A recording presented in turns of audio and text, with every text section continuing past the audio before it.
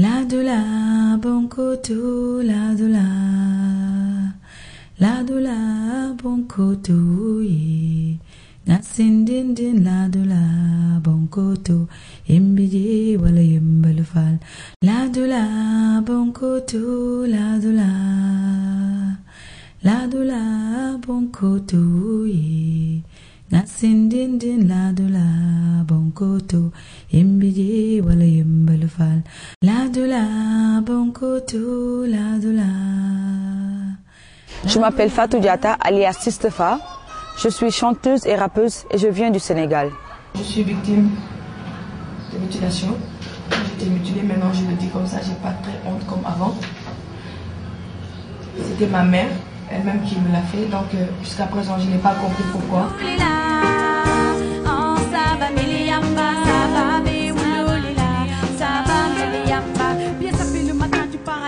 Du temps, tu prends pas tout à marcher comme on prétend. Tu ne donnes pas tellement d'importance à celui qui répétant que la vie en milieu rural est difficile. Car toi, quand tu ne vis que des choses faciles pour faire tes courses. T'as la tête de jolie bagnole, tu t'y promènes aisément comme un petit rossignol.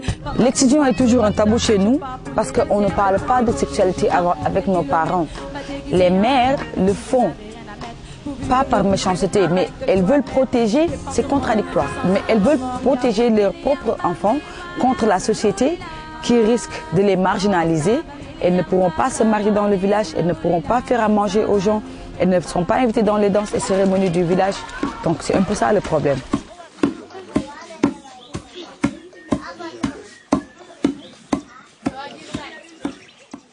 C'est pour ces raisons, avant je n'avais pas le courage de parler de ça. Mais maintenant, j'ai la force de lever ma voix pour sensibiliser pour l'abandon de cette pratique qui est l'excision. Alors quand j'ai quitté le Sénégal, je suis allée en Allemagne avec ma guitare. J'ai composé une chanson dans laquelle j'ai raconté ma propre histoire.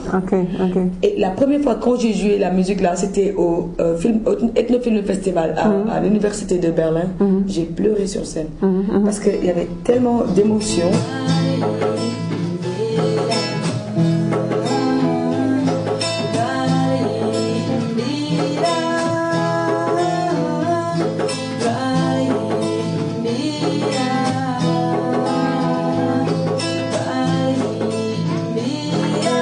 C'est vers cette sorte de sensibilisation que j'ai monté un projet avec mon entourage, avec l'art, c'est-à-dire la musique, le théâtre, la danse, les projections de films, pour attirer l'attention des gens vers la pratique et surtout les jeunes à qui revient la décision, parce que c'est eux le futur.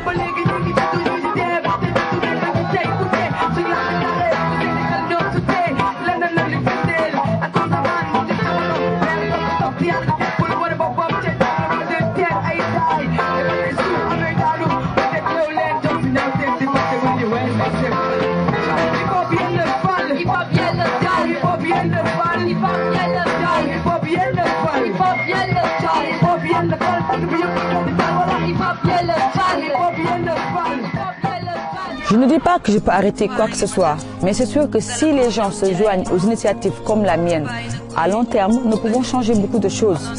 Et ensuite, avec ce projet, nous ne luttons pas, nous voulons sensibiliser les gens afin que la décision vienne de la société elle-même, qu'elle se rende compte que ce sont des pratiques qui sont néfastes pour les gens de la société. Donc, nous ne luttons pas, nous sensibilisons les gens. Et c'est ça ma vision.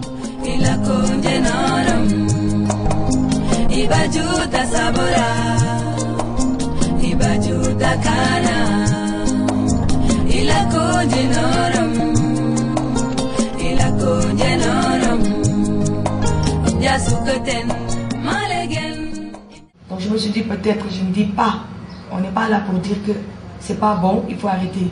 Mais on est là, on veut juste proposer autre chose pour montrer qu'il est possible aussi d'éduquer sa fille sans passer par certaines méthodes.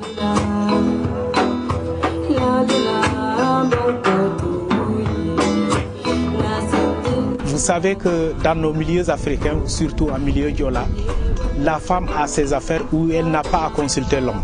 Donc quand il s'agissait d'exciser Fatou, bon, je ne le savais pas.